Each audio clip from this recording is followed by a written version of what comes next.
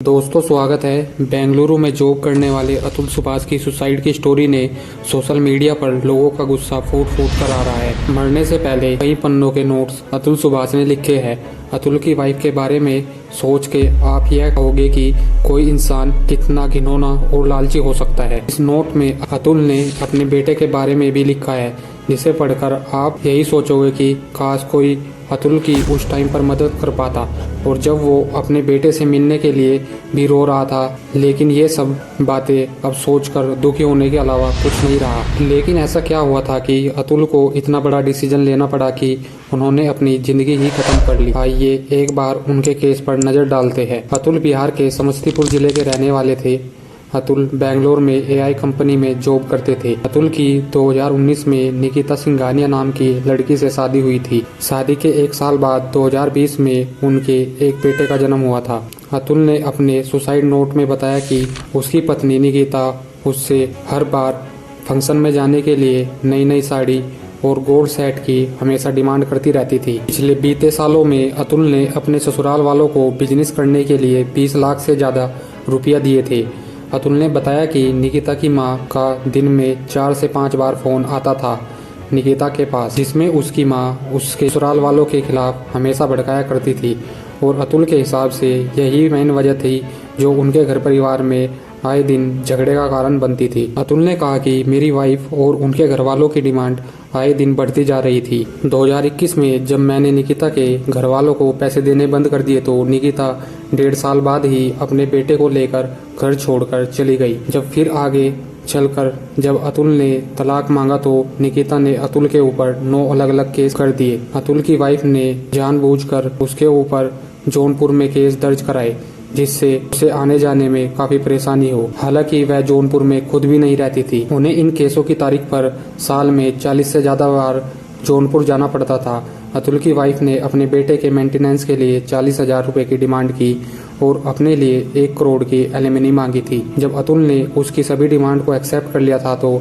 उसकी वाइफ ने 1 करोड़ की एलिमनी को बढ़ाकर 3 करोड़ कर दिया था। और जब इस बात को लेकर अतुल ने जज से शिकायत की तो जज ने भी अतुल को यही कहा कि तुम्हारे पास इतने पैसे होंगे जब भी वह तुमसे डिमांड कर रही है। जज की बातों से निराश होकर जब अतुल ने अपने ससुराल वालों को मनाने की कोशिश की और कहा हर साल न जाने कितने लोग एलिमनी के कारण सुसाइड कर लेते हैं, तो अतुल के ससुराल वालों ने भी उससे यही कहा कि तुम क्यों नहीं सुसाइड कर लेते।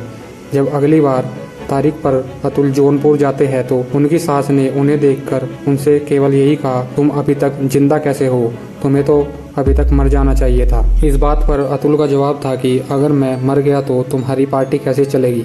फिर अतुल की सास ने अतुल से कहा कि हमारी पार्टी तो फिर भी चलेगी, अगर तुम मर भी गए तो तुम्हारी सारी प्रॉपर्टी तुम्हारी बीवी और बच्चे के नाम आ जाएगी और तुम्हारा पूरा खानदान कोर्ट के चक्कर काटेगा।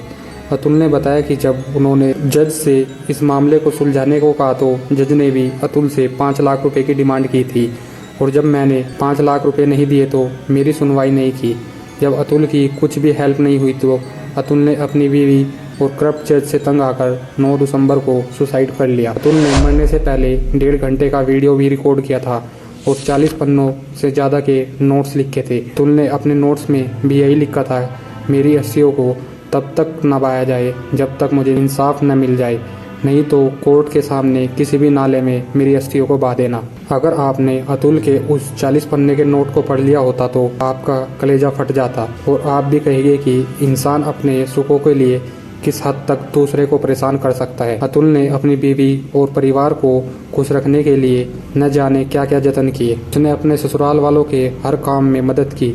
उसने अपने सालों को लाखों रुपये दिए जिससे उनका बिजनेस चल सके।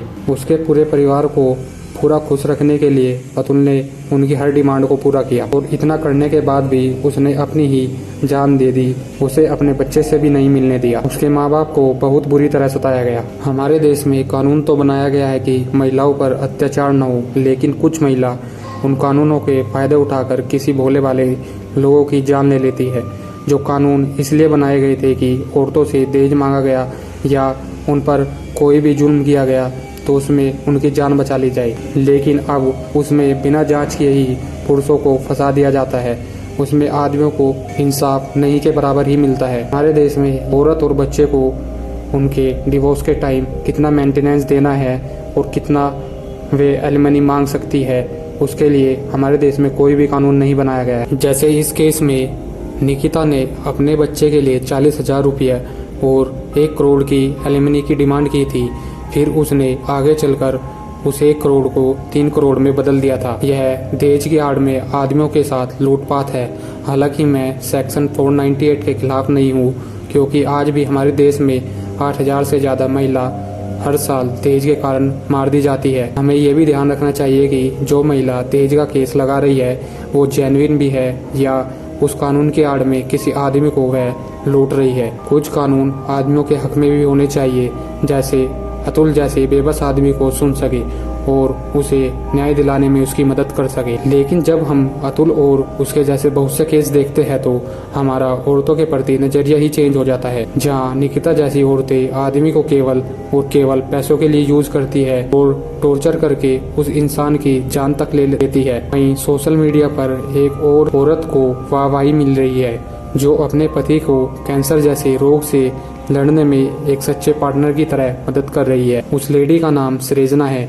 सृजना के पति को पिछले साल 2023 में ब्रेन का कैंसर हो गया था। स्टार्टिंग में कैंसर नॉर्मल स्टेज में था, फिर वही धीरे धीरे बढ़ता चला गया। सृजना अपने पति विवेक की अपडेट अपने फैन को हर टाइम सोशल मीडिया पर देती रहती थी। सृजना हर वीडियो में विवेक की केयर करते हुए नजर आती थी। हालांकि सृजना के कितने के बाद भी विवेक नहीं बच सका। विवेक का 19 दिसंबर को निधन हो गया। जहां निकिता जैसी महिला आदमियों की जान ले ले और उसकी संपत्ति को हड़पने पर लगी हुई है, वहीं सृजना जैसी औरतें समाज के लिए एक एग्जाम्पल सेट करती है कि कैसे एक सच्चा पार्टनर किसी भी परिस्थिति में उसे छोड़कर नहीं जाता है। आपको इन दोनों स्टोरी पर क्या मानना है, कमेंट करके जरूर बताइएगा। Thank you.